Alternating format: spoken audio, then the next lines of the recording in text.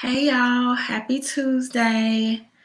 So, I am just going to give people just a few minutes to come into the room as the notification goes out. And happy Tuesday to everybody.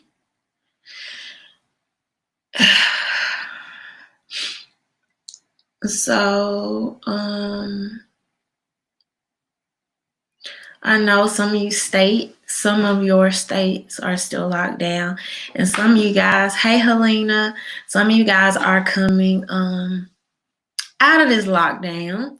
So in the chat, y'all let me know what state you're in and if your state is still on lockdown or if the ban has lifted in your state.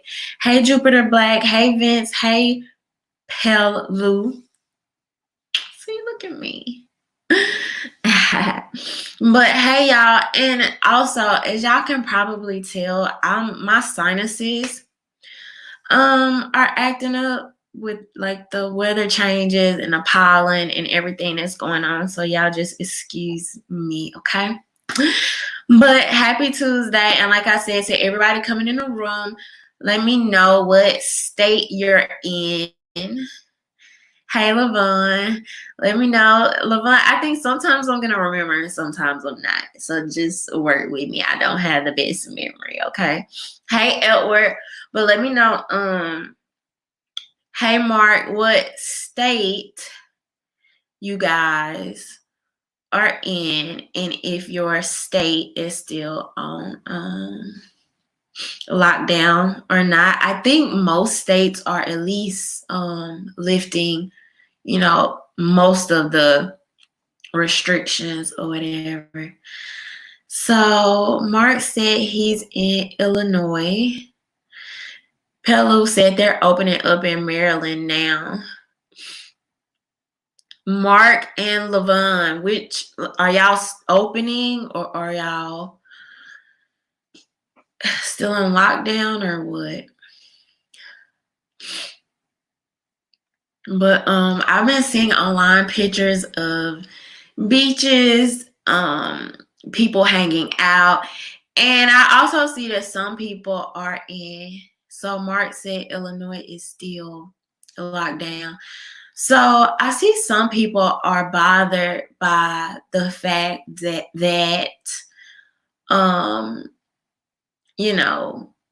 some people are deciding on their own. Some people's states are lessening the restrictions, and then you have some people deciding on their own, like, you know what? Yeah, I think the lockdown is over for me. And honestly, how logical and for how long do we expect people to be confined to their homes? Like, and then like I said before, like I said previously, we literally went from flattening the curve to but I haven't heard flattening the curve anymore. I haven't heard anything about ventilators. Y'all know I had a nurse that came on and was telling us about the ventilators. And I'm like, it's crazy how the media just put something, they go so hard on it, they put it in your psyche, and then it's like they just disappear. You don't really see, if you see corrections to the story, like, oops, our bad, maybe the ventilators were killing people. And then they just push everything out of the media cycle. I don't know. It's crazy. Mark said, I live close to the Indiana border and lots of people are heading there for dinner and other things. So yeah, I mean, in what world do people just stay confined to their homes forever? That just was not realistic. Y'all told us 2 weeks. We gave you 2 months. So I think most states with the right, obviously some things in, what's the word I'm looking for? You can have some things in motion. Like, of course, if people want to wear masks, if you want to wear gloves, like, I mean, go for it. Pelu said, I'm essential, so I'm always out and never really felt the lockdown. Me either. Like, I'm essential too. So, I've been moving the entire time. And it's so crazy because now it's like the media turns so many people into the police. Like, I never knew how, like, I just never knew how much of the feds and the police some people really thought they are. Like, you actually have people out here fussing, arguing, getting mad at people, trying to restrict people because, like, what? Oh, Levon said, Jupiter Black said, I saw on the post that feds might be stepping in to open the states. I haven't seen that. I don't really know about that. I haven't heard about that, but I don't know how that will play out, considering that, I mean, the states should be making these decisions initially. I mean, for the most part, that's what kind of team I was on. Like, the states should make those decisions based on the numbers and the things that they're seeing in the states. So to turn around and, send troops to be like, you need to open this state now, I don't know about that. But anyway, y'all, so like I said, for people just coming into the room, I am a little bit under the weather, just sinuses, okay? So I'm not gonna be on here super long tonight, but I did just want to talk about a couple of things. First of all, let me go ahead and shout out my patrons, Michael Ray, and Valdez. Thank y'all so much. To my VIP patrons, thank you to all of my patrons for supporting my content. And for those of you in the chat who would like to become a patron, my link is in the description box. Hey, Cajun. So glad you could join us, Cajun. Cajun been working hard, y'all. Cajun is essential too. So he's been on the go. But yeah, so I just wanted to talk about a few things tonight. I wanted to start by mentioning this. So I've had people DMing me, commenting, asking me my opinion on my Aubrey and Brianna. I believe her name is Brianna Taylor. Let me double check because I do not. Yes, okay. Brianna Taylor have been asking me my thoughts and opinions on that. So I haven't spoken much about it. For the people that made my live like 2 weeks ago, I briefly commented on the Ahmaud Arbery case. And so I'm not going to make a video about that tonight. Thank you, James. I'm not going to make a video going into depth about that tonight, but I do just want to mention a couple of things that have been bothering me, particularly the response that I have been seeing for people online. So I just want to make it clear that I'm learning, the more that I pay attention to people, the things they talk about, the things they care about, the things they support, and sometimes their talking points. Overall, I notice how many people are so hypocritical, right? And what's so funny to me, it's even more funny when these hypocritical people think they're so smart, they're so smarter than the media, they're so ahead of the curve, they're so red-pilled, they're so this and they're that, and they're really not, okay? You're not smart just because you take the opposing view to the media or or you want to play opposition. That doesn't make you smart. What makes you smart is being objective and standing on the principles that you stand on and you say you believe in, regardless of the situation. Everybody in this room, okay? If you've been in my lives, if you've been a supporter, if you watch my content, y'all know majority of my channel talks about the BS that the media is usually on, how they try to use our emotional capital to have outrage about things, right? And they particularly oftentimes use Black people, even the numbers with this with the coronavirus, which that's another subject, right? But oftentimes they'll slap Black people as a face of something to add validity to it, or I feel like to get, you know, people going and riled up, right? So it's no secret. We know this, we understand this. However, when it comes to the principle of issues, we stand on our principles regardless. If you're pro-freedom, pro-constitution, all these other pros that people swear up and down they are, be that regardless. You can still see what the media is doing and be objective, or at the very least truthful, or even empathetic for things that are happening to real people. These are real people lives. I've gotten on here so many times and talked about the freaking coronavirus. I talked about how I personally feel and have done the research to see how the media has manipulated this story into being something much bigger than I think it had to be. However, that does not take away from the fact that I have empathy that real people are dying, real people are getting sick, real people are losing their family members. These are real people, and we are empathetic to real people regardless of what the snake of the media does. And if you cannot stand on those principles regardless, if you cannot keep the same energy, you are problematic and you are hypocritical to everything you pretend to stand for. And it's just annoying to me. I saw certain people when Karen was getting escorted from the park, people are mad. You have people saying, I couldn't believe it. I was blown away. You literally had people saying, oh my God, I never knew the police. I never knew the police were this tyrannical.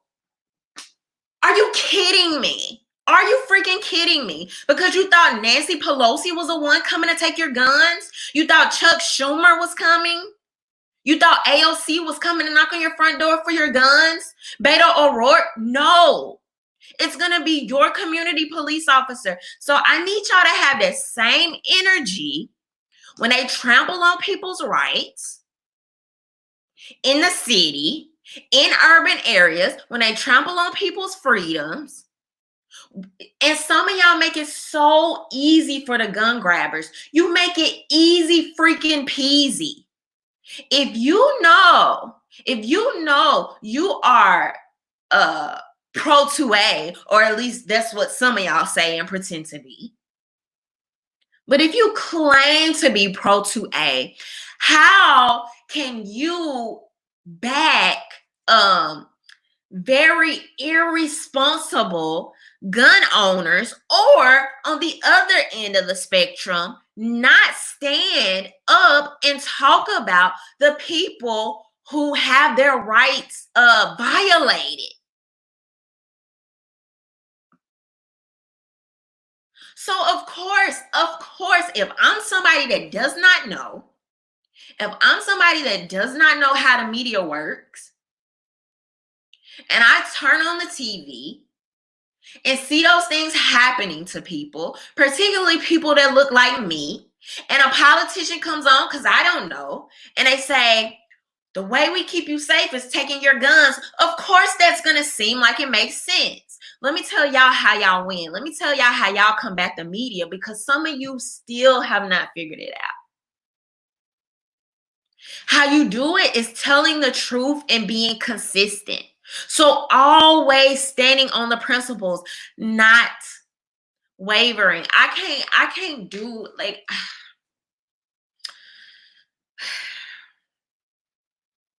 Hey Akeem, thank you, MC. I just don't do fake. I just don't do it. I don't do fake. I don't do talking points. I challenge myself every time. I challenge myself every time to be just as consistent and to keep the same energy on my principles. And I implore you guys to do the same. And so it should be y'all should see while you're losing. You should see. A lot of y'all people, a lot of y'all peers, this is the reason you're losing. The so-called people, we're losing the culture war. This is why, because y'all don't talk about the principles and stand on them. People want to make everything about talking points. Let's handle an issue at a time. Let's talk about one thing at a time. If we're talking about gun rights, if we're talking about Pro 2A, if we're talking about Second Amendment or First Amendment or Fourth Amendment, let's talk about those things. I've seen people online, oh, now you wanna throw in crime stats. People ask me to do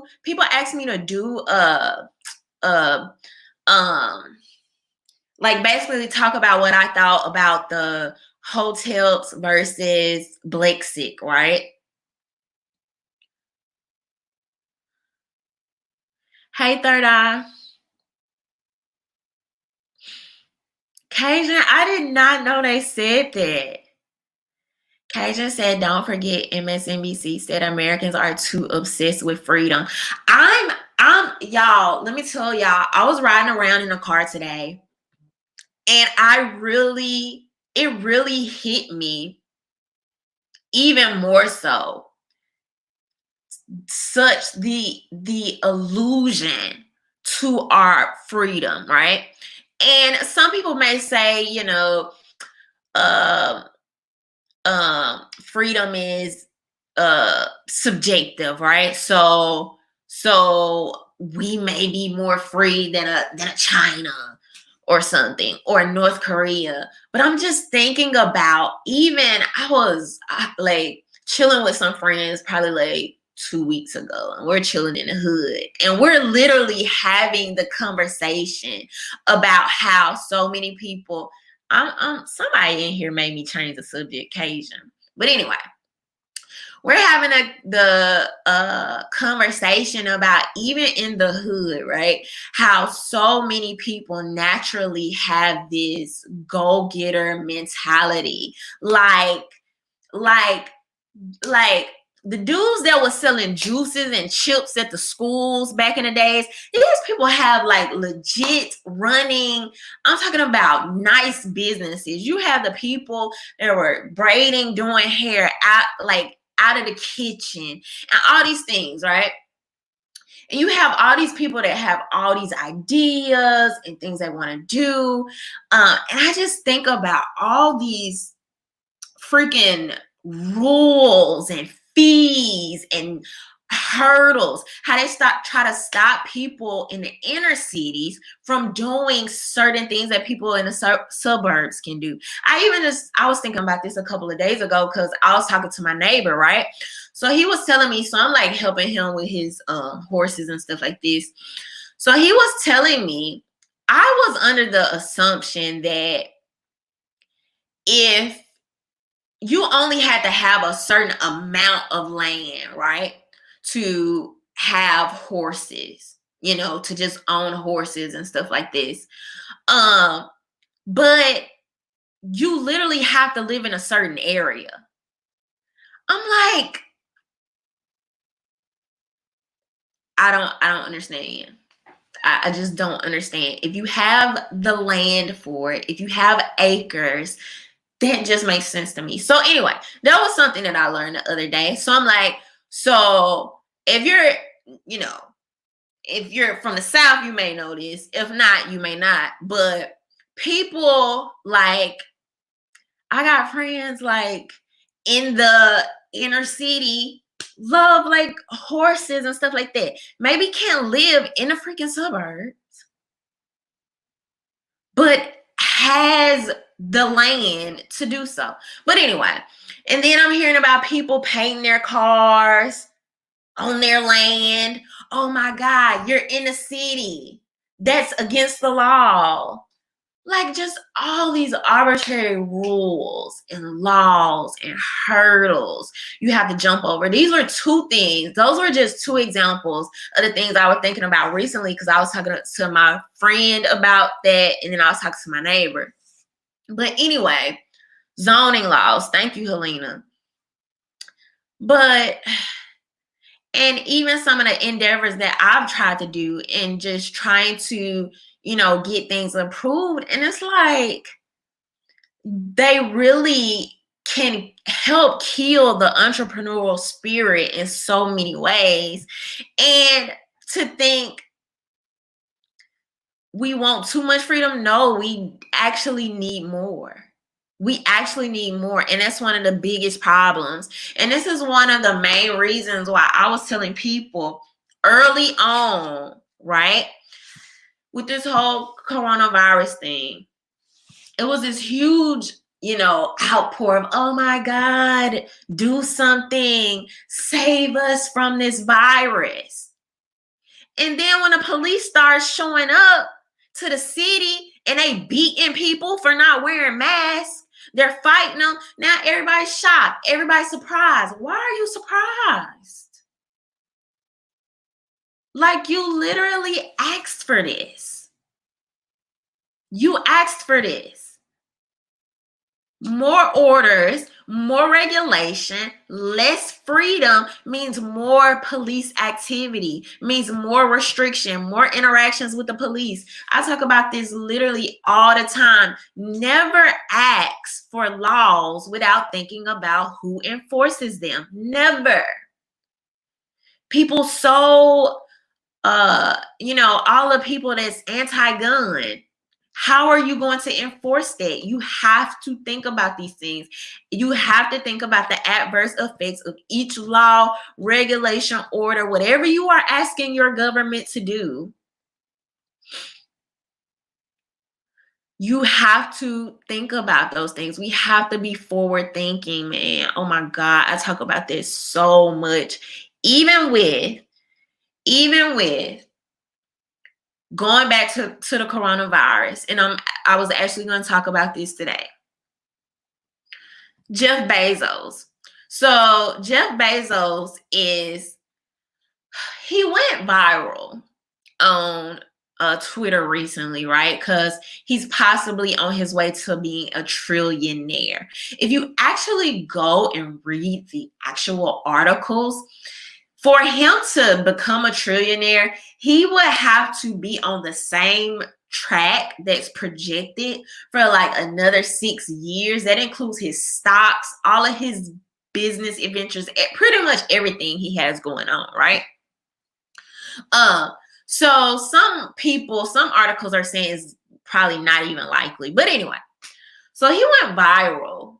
And you have all the people on Twitter, all the anti-capitalists, right? Mad on Twitter.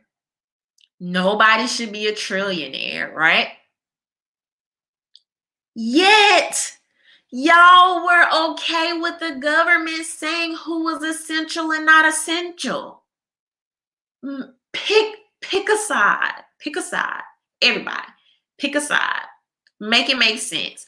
I usually, as far as just talking to people and get along with people, I usually get along really well with people I disagree with, as long as they're consistent. You know what I mean? Because it's like, if you can be consistent and kind of talk your point through, I can be like, okay. We can agree to disagree, whatever the case may be. But people that are all over the place, you cannot call yourself anti-capitalist while literally okaying or allowing the government to say only the biggest freaking corporations are essential. That makes no sense. So during the coronavirus, all of the freaking Anti-capitalists were complicit. Y'all are accomplice. That just makes sense. That's what happens when you don't pick a side and be consistent and stick with it. From the very beginning, very early on, I've talked about and I've been consistent about how the coronavirus was going to particularly affect the middle class and small business owners. I've talked about that. Now, y'all gonna see it's already happening. I think 100,000 small businesses gone like that. Thanos, gone that fast. Okay, already. That's not even counting the number of people that are going to have to close their businesses over the next weeks to years. Some people are burning through their savings. And so 5 years from now, 7 years from now, 10 years from now, when all the think pieces come out, when everybody wants to do this revisionist history thing, when everybody wants to wake up to what is actually happening, the fact that we were in the biggest wealth transfer of our generation, of our time, and I can be empathetic and realize that these are real people's lives on both sides of the aisle. Yes, we have people dying from this virus, and we also have to look at the numbers of how this is impacting people in other ways. I posted something on my Instagram the other day about it's like millions of people gonna be on the brink of starvation all over the world. It was a really good article, actually. It really kind of made me feel some kind of way because it was on LA Times. The economic devastation wrought by the pandemic could ultimately kill more people than the virus itself. 734 million people already affected by the economic tsunami, and 30 million children at the risk of dying. Right. And in the article, it goes on to talk about just even down to the immigrants coming into America and how they are sending back money to their homelands to help stimulate those economies. And I'm like, it's like a freaking domino effect.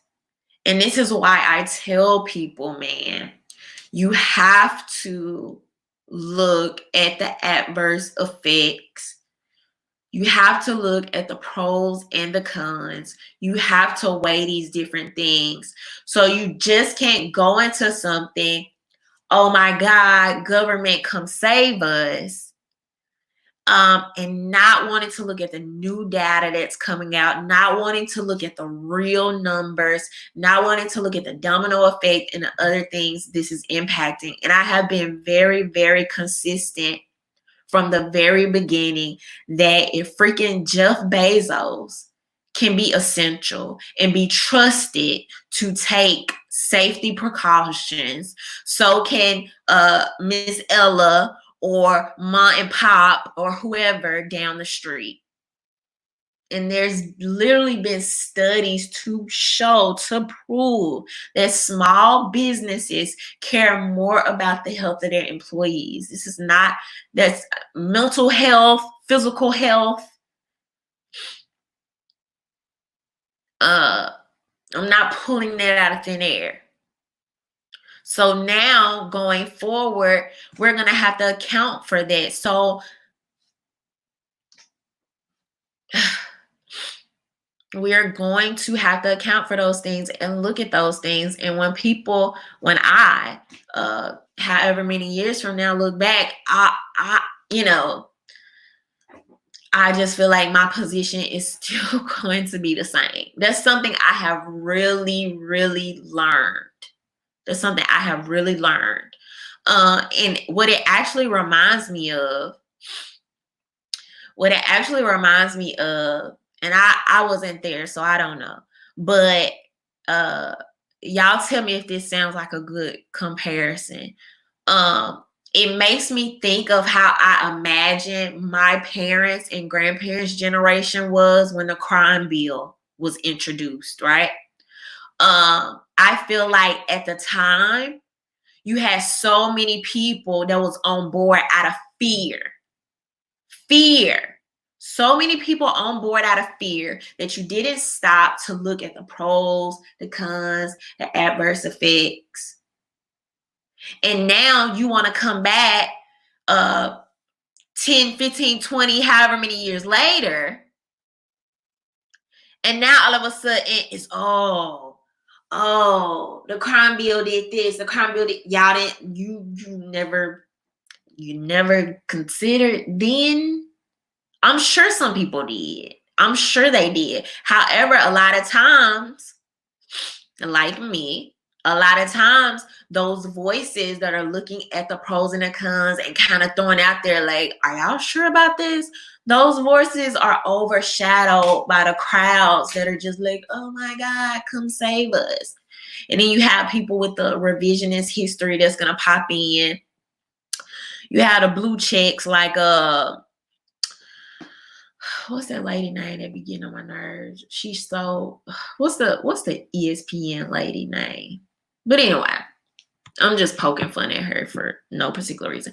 But anyway, so you're gonna have all the blue checks coming out with their think pieces 5 to 10 years from now, and it'll be titled something like COVID and the racial disparities or some stuff like that. And it's like,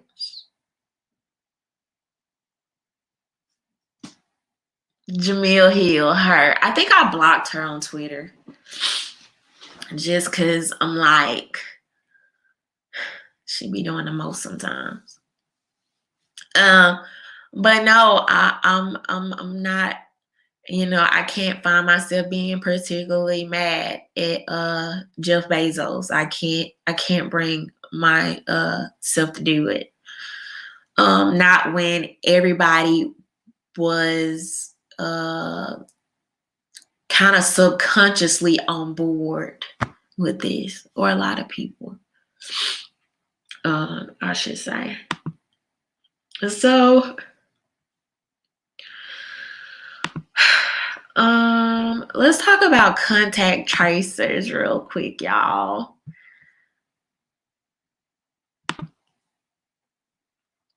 Thank you, Third Eye. But like I said, and I kind of like got off topic, but with the whole Breonna Taylor and Ahmaud Arbery thing,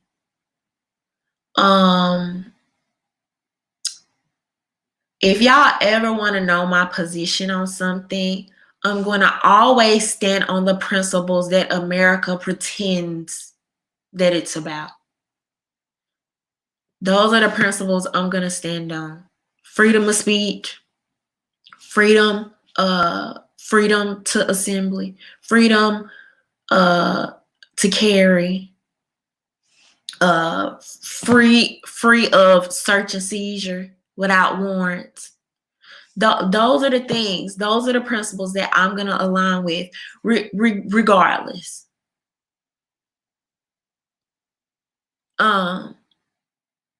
Regardless of the matter. According to the law, everyone has those rights and those protections. When Karen is getting escorted from the playground, nobody pulls up her freaking crime history. Nobody says, what was she doing 5 years ago? What was she doing 10 years ago? You know what people do? They look at the people enforcing these things and they ask, is this within her rights? That's what the freak they say. So I want that same grace granted to everybody else. And I just also find it so funny. Oh, you cannot make this stuff up. I also find it so funny that a lot of the same people who pretend to be pro-life And even when a woman says, well, my baby may be poor, my baby may grow up poor, my baby may grow up in a crime-ridden neighborhood, and people don't care because they think that excuse is not good enough. They think that that baby is redeemable. That baby has time to grow into something different and escape those circumstances, right? But however, we can't give that same grace to actually living people that's here. That makes no sense to me. That makes no sense. You're not pro-life, you're anti-abortion. So I don't know.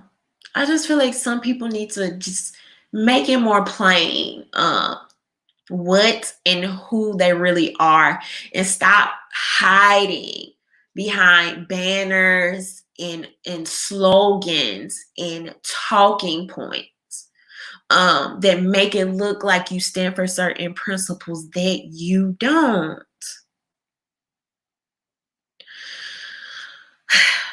But anyway, so contact tracers. So let me show y'all this article.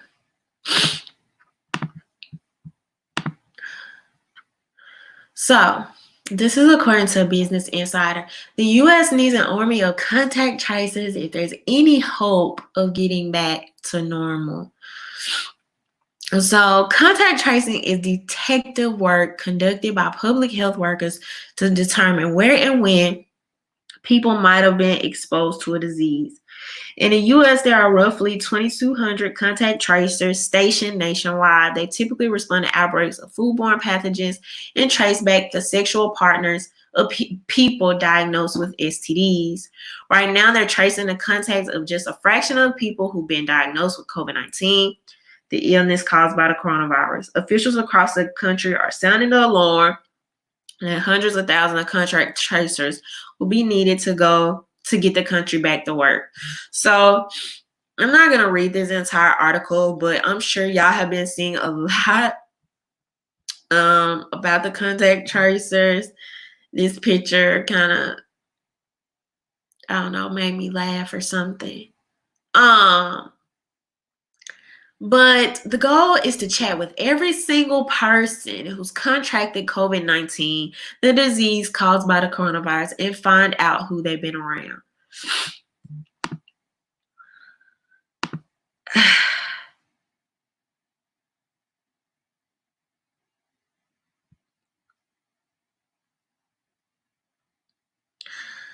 I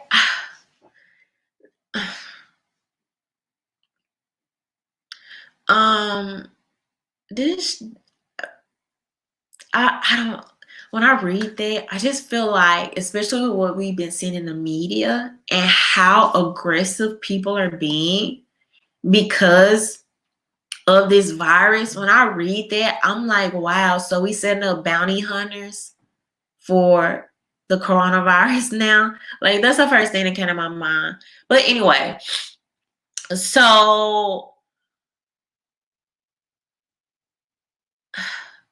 I don't think people understand the illusion of safety that's being hidden behind a lot of what we're seeing. The illusion of safety that's being put ahead of a lot of what we're seeing right now.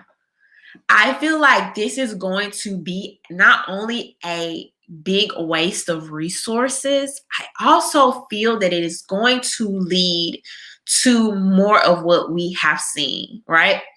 If you go find somebody, literally, I don't even know but maybe like 90%, if I remember correctly, but I think it's upwards of 90% of the people that supposedly have the coronavirus don't even have symptoms. And y'all let me know, but I think it's 90, somewhere above 90% if I remember correctly. Or maybe 80. Y'all let me know in the chat. But anyway,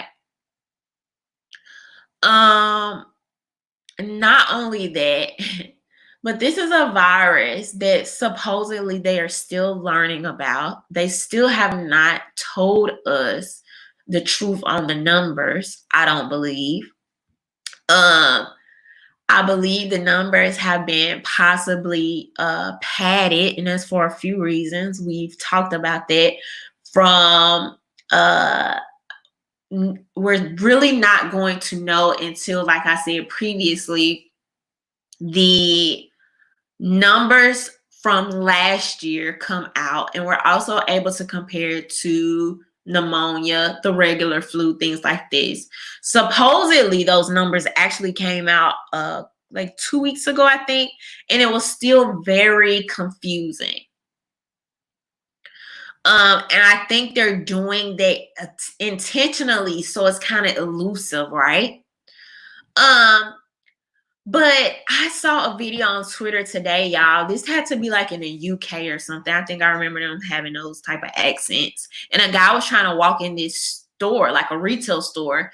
And the woman was like, I need you to write down your name and your phone number. And he's like, why? And she's like, well, we're tracing people. So, you know, if we find out that anybody's had the virus or you've had the virus, we can contact you or trace you, basically.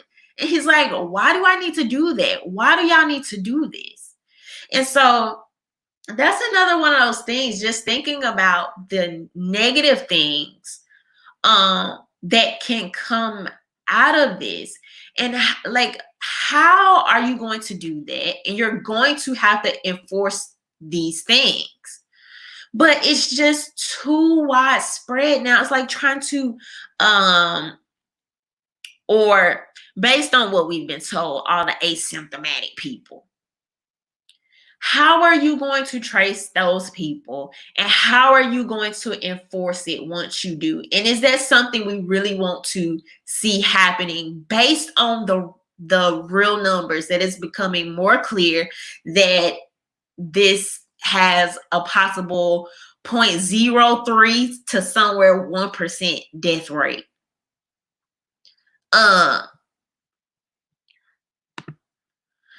Thank you, Loretta Walker. She said, keep up the great work, Rhonda. Thank you. But everything, not everything. Let me go back a little bit because I don't want to exaggerate. But a lot of what I have been seeing is just not justified, and it's creepy and it's weird. And if people can't see that, if people can't see why a huge corporation where hundreds of people walk in and interact with the same cashiers every day, if people don't see how that's weird, that would be essential, considered essential. If people can't see, if people can't see that people congregating at their church, sitting in the parking lot in their cars, and police coming around writing them tickets, if people can't see that, just some of this just doesn't make sense. I just don't know. Like, I just don't know. I don't know what to tell people. So I just don't see the justification. So this leads me into California and what's going on in California right now. So let's take a look at this article. So LA County could keep stay-at-home orders in place well into summer, depending on conditions. Los Angeles County stay-at-home orders will, with all certainty, be extended for the next 3 months County Public Health Detective Barbara Farrell acknowledged during a Board of Supervisors meeting Tuesday. Farrer, I don't know if I'm saying it right, y'all, later added that even if the orders remain in place through the summer, restrictions will be gradually relaxed under a 5-step plan. We are being guided by science and data that will safely move us forward along the road to recovery in a measured way, one that allows us to ensure that effective distancing and infection controls measures are in place. So I'm gonna drop this link below. But it says so far, California has seen about 1,300 deaths due to the coronavirus.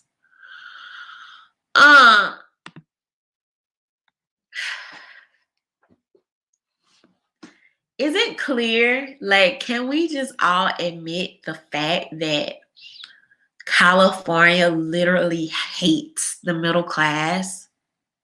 California hates you. California hates small businesses. California hates middle class people.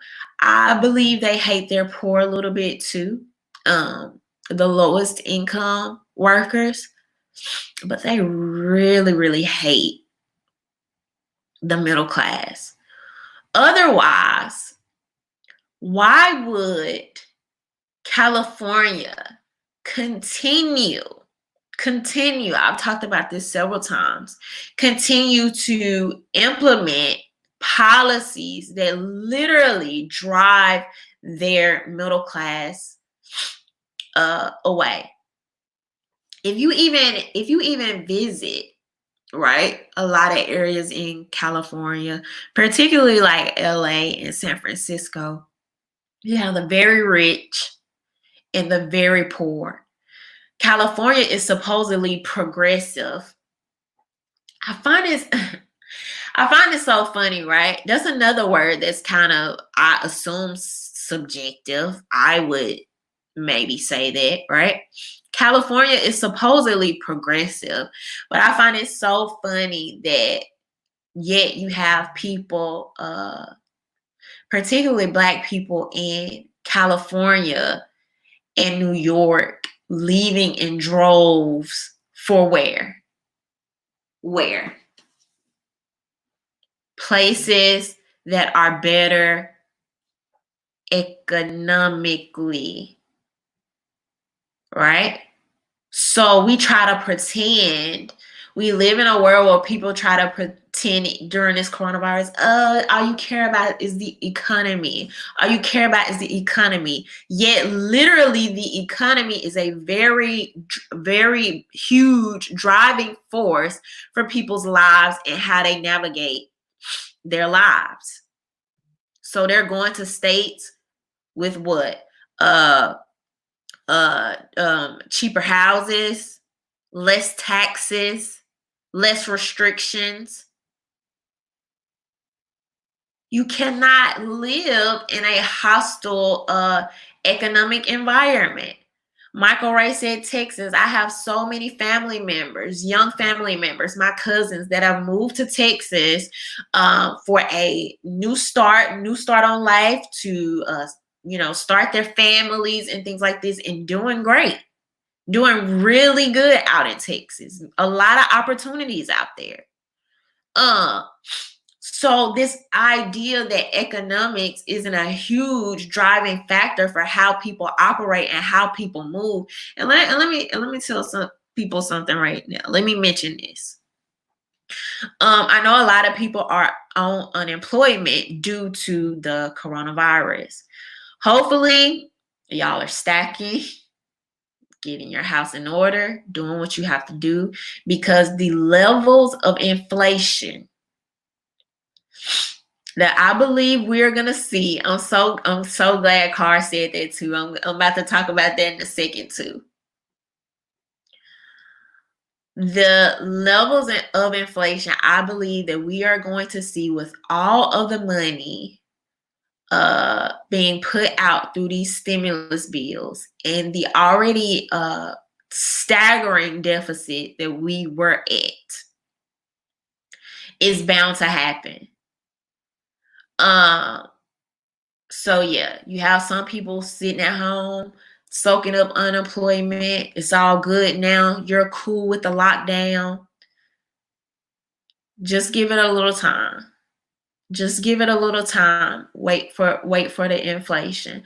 A lot of these people just aren't forward thinking and thinking about the long-term impact that this is going to have. Carr said Chinafornia and California, right? So it should be obvious that California literally hates their middle class. They continue to do things that stifles them.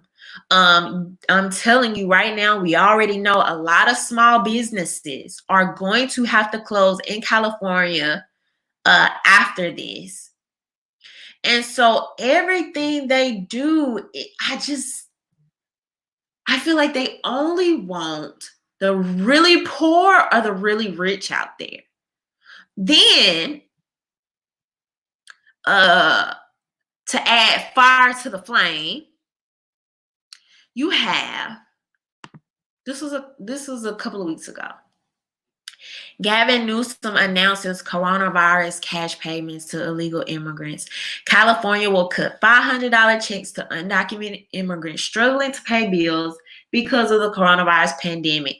The state's governor announced Wednesday becoming the first jurisdiction to offer a rescue package to people who aren't in the country illegally.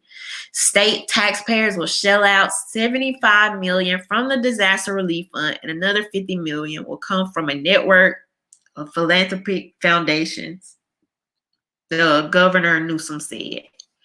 Undocumented immigrant adults could get a $500 check with a maximum of $1,000 per household. Newsom anticipated about 150,000 people will get a check, a small fraction of the state's population of perhaps 2 million.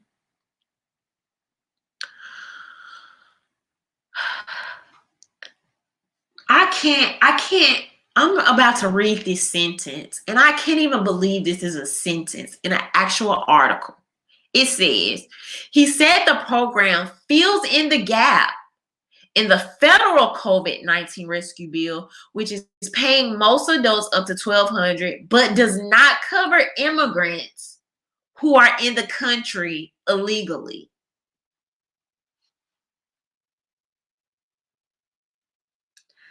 I feel like this is a comedy. This is a parody. This is a parody.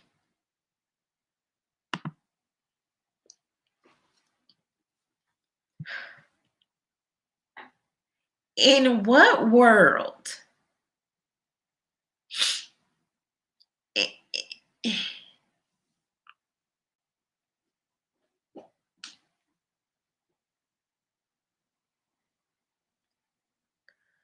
In what world does it make sense?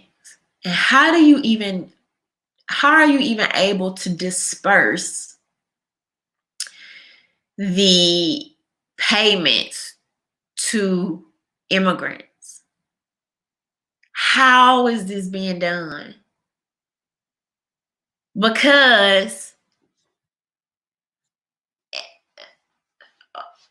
okay, help me out now, y'all. Help me out.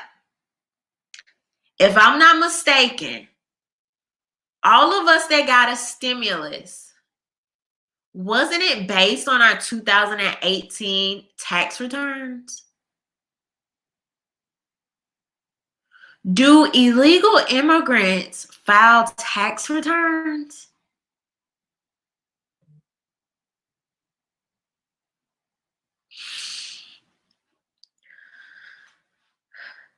Only a politician out of California or New York could even tell somebody that this makes sense. You have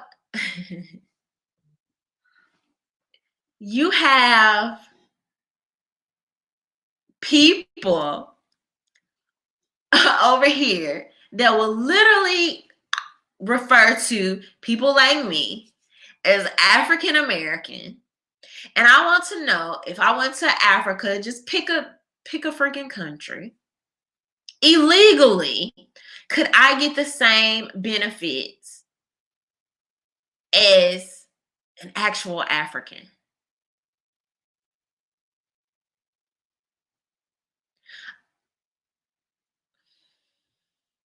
I'm wondering what law I could break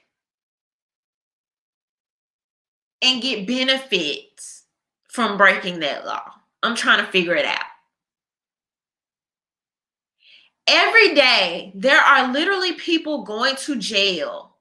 Every day. Before people try to whatever. There are people every day that go to jail because they are selling drugs to feed their family.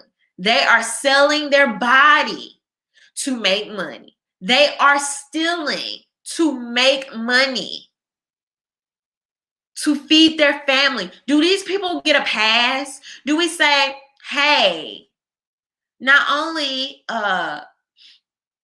do you not have to go to jail, we're going to just, we'll give you extra benefits for that law that you broke.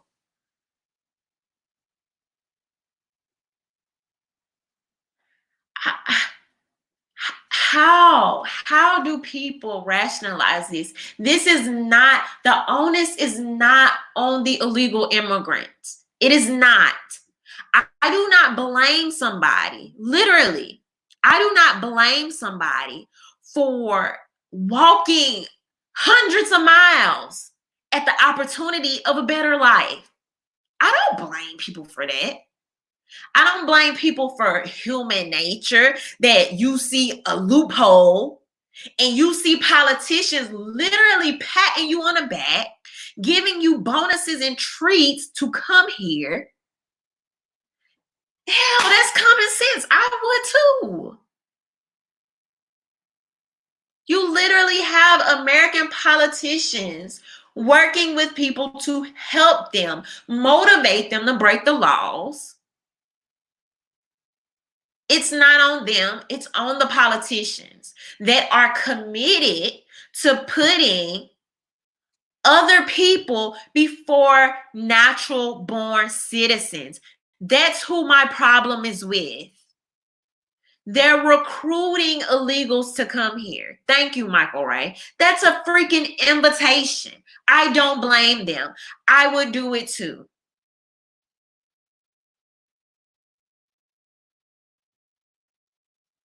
You can come here, not have to have a paper trail, don't have to have anybody keeping up with you, getting paid under the table, getting paid more than you were getting back home, pushing people out of their neighborhoods, and then you don't even have to wait for the paperwork to come in. And the politician is on the TV speaking in my native language. They don't even speak in their own language. They're speaking in mine, Spanish. They're pandering to me. I can't even find a way to be mad at that. It's the politicians that are supposed to have a commitment, that took an oath to represent the citizens of America. I have a freaking problem with you. I have a problem when you have hella homeless people on your street. Your state always needs a bailout. You're always in debt. You are pushing out the middle class, which is literally their Black population has been cut in half, like the last like 10 years, I think. And it's a slap in the face. That's exactly what it is, Edward. It's nowhere I can go from here to Africa where people are going to give me that type of grace.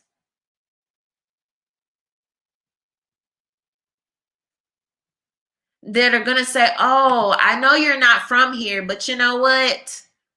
Let me give you benefits. Let me protect you and incentivize you for being here. Thank you, the writer. She said you deserve much more because of your diligence, intelligence, and integrity. And I understand your speechlessness over awarding illegal trespassers.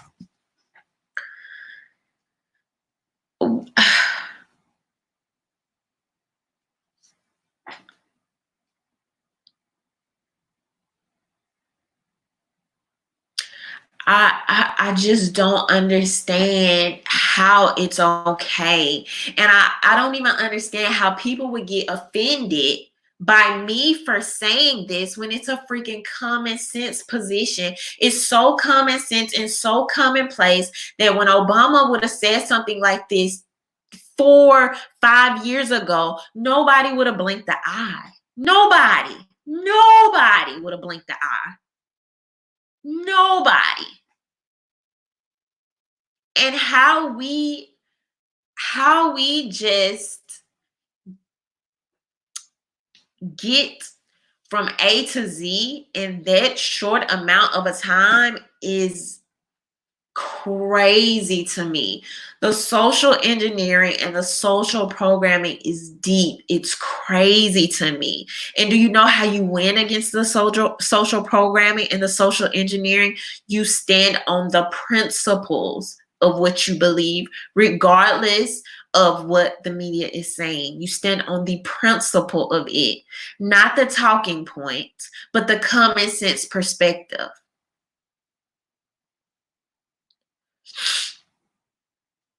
And so, no, I'm not mad at illegal immigrants or have any type of malice for them when it's the freaking politicians that we're voting in that are selling us out. It's them.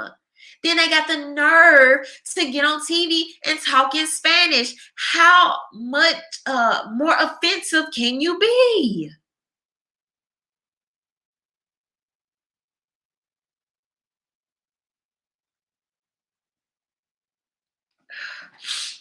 And don't even get me started. Like Carr said earlier, you literally got China out here buying up California. So I just that is wild. That is just so wild to me. That last sentence that I read from that article about the stimulus, a few people got through the whole stimulus that they weren't covered even though they're not here legally. Like, just try to throw that in like it's all cool.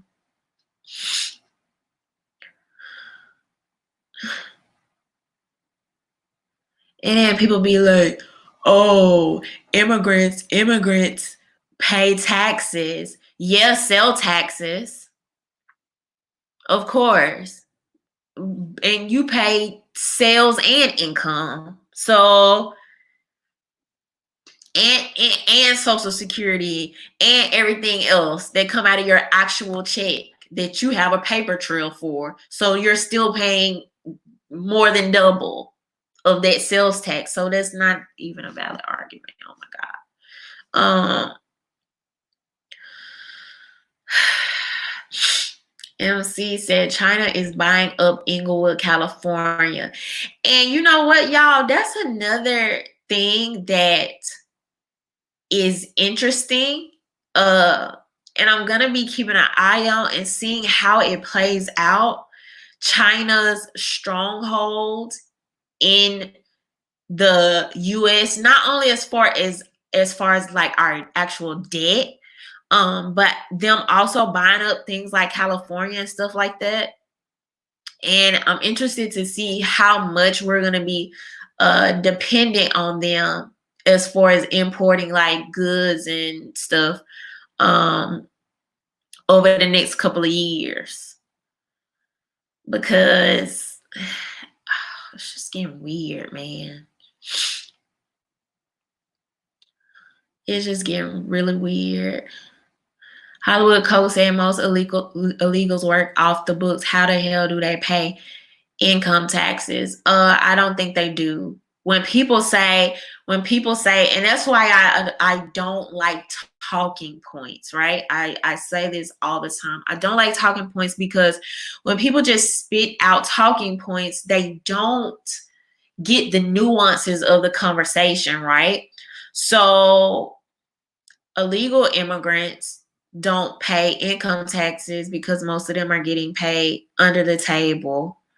But they pay sales tax, right? They pay sales tax. So if they go into a store, whatever city, state they're in, they'll pay the sales tax.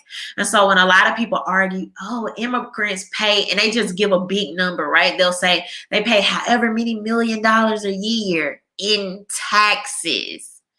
They don't tell you it's sales tax.